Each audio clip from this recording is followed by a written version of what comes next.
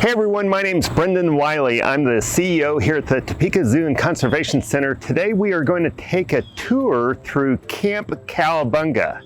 Camp Cowabunga is the first project we built.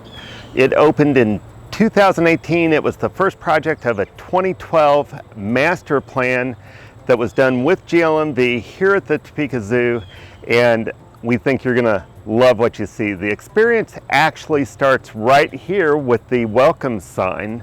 Something that was really important to this project was its authenticity. But the signs that you see here are actually replicas from signs you would actually experience on safari. But we're gonna head down the path and meet the first resident that lives here at Camp Cowabunga. Now, Camp Cowabunga was actually built around the original lion experience here at the Topeka Zoo. When we developed Camp Cowabunga 2017 and 18 to revisit the lion habitat, to redo the rock work, to redo the furniture, to really make it a fresh new experience, we added an interactive component with a lion roar meter to really make this experience engaging and involved from the minute that people got here. So as you're continuing your experience towards Camp Cowabunga, just past the lion exhibit, now this Paddis monkey habitat was built specifically to be long and narrow. They are the fastest ground monkey on the African continent, and this exhibit design really generates a lot of fun behavior that we see here with the Paddis monkeys. At the entrance to Camp Cowabunga, what makes this experience so remarkable is that once we go under this monkey bridge that connects two different Paddis monkey habitats together, and the Paddis monkeys, you might have heard the guinea fowl there in the background, are mixed species exhibits. Once you cross under this bridge, then like the master plan showed, you are completely surrounded by animals. So as we move into Camp Cowabunga proper, we come to Dung Beetle Square. One of the most fun things to do at Camp Cowabunga in Dung Beetle Square is to climb in the Land Rover and get up close and personal with the Paddis monkeys that are just on the other side of the glass. So further into Dung Beetle Square, we come to another great aspect of this project, and that really centers around the educational opportunities that this project provides.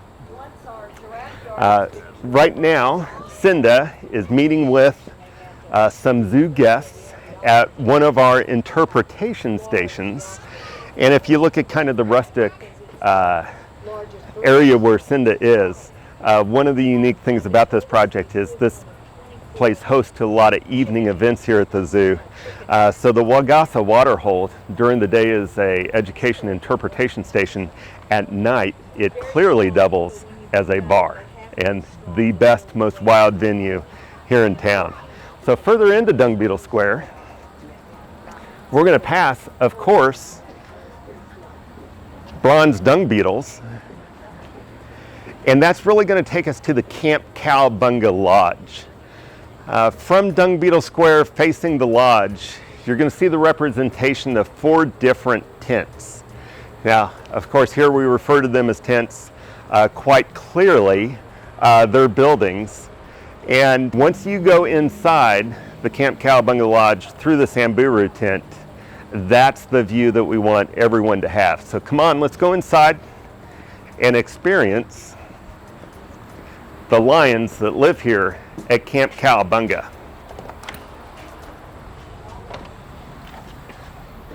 So once inside Camp Cowabunga, on the right you've got the donor wall. On the left, you really begin kind of that information about what it's like to be part of a safari in circa late 1990s. This area features the floor-to-ceiling glass viewing that really lets just that animal experience come inside, of course, in a very climate-controlled experience. And one of the things we tried to do with the different animal experiences here at Camp Cowabunga is we tried to make them equally inviting to guests that come here to visit, to the animals that live here, and to the staff that work here. So we're going to come over and say hi to Aaron. Aaron is at our lion training wall. And Aaron, tell us who this is that's coming up to say hi. This is Asante. This is one of our 2 adult female lions. These are actually 17 and a half years old.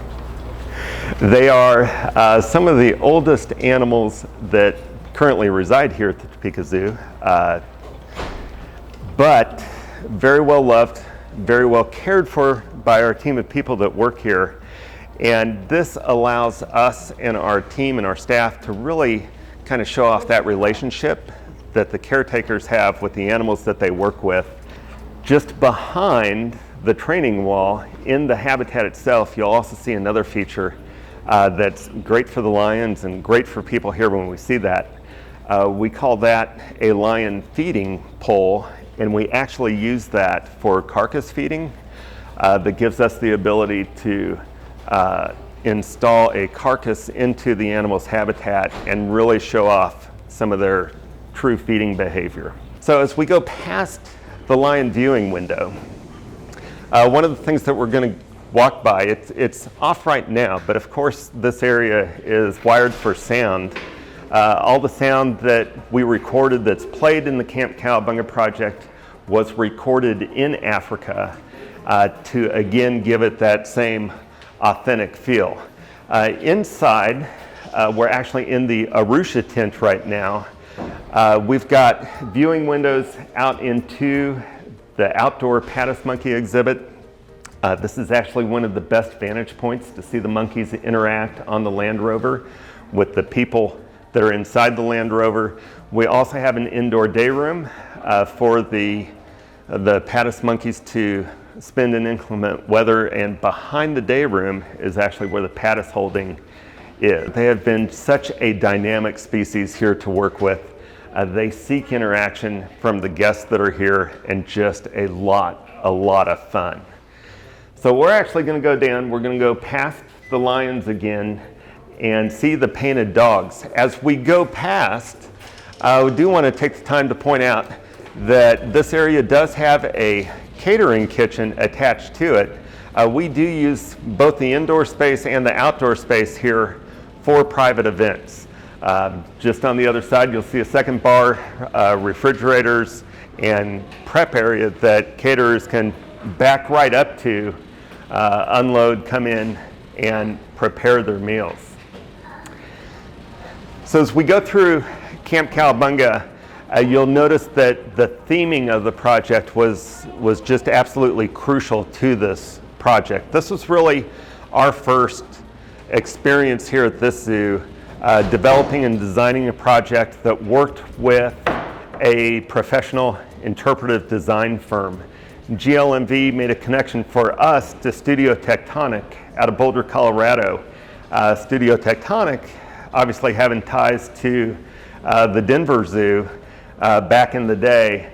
And that experience working with that level of interpretive design, it was a first time for us, and now we know that we will never ever develop a project like this without it. So we're coming up to the African painted dog experience here at the zoo. And again, it features not only the full glass viewing, interpretive graphics on the sides, but another feature installed into this exhibit to really make it quality animal experience for the animals that live in there, where we've got the zip line that can promote the cooperative hunting behavior that African painted dogs will show. Even inside, you kind of feel like you're in a tent, if you will. You'll notice the canvas, the support poles. Now we're getting to one of my favorite parts of this project. One of the unique things about the Topeka, Kansas community is how important the zoo is here. And this zoo has a long history, and part of that history, again, relating to our director emeritus, the very first zoo director here, Gary Clark. This we call Gary's Tent, and Gary's Tent houses two different displays of artifacts artifacts that he collected over his 140 safaris. Where we're standing right now we call the public display, but also built into this was a private area that Gary was able to use to meet privately with people, but in this private space is where some of the more rare artifacts are kept. So this is just one more aspect of kind of how this project, although it could fit in any zoo in the country, very much tailored to our community. And just immediately outside the window, a pocket exhibit for an African crested porcupine. Now, we're going to step back out and head out of the Camp Cowabunga Lodge. We're going to go past the outdoor African painted dog viewing that leads on to the rest of the African experience here at this zoo towards the elephants. So now that we're outside, you can start to hear the background noises again. Sometimes it's hard to figure out what's background Kansas wildlife versus the piped in African background noises that we hear.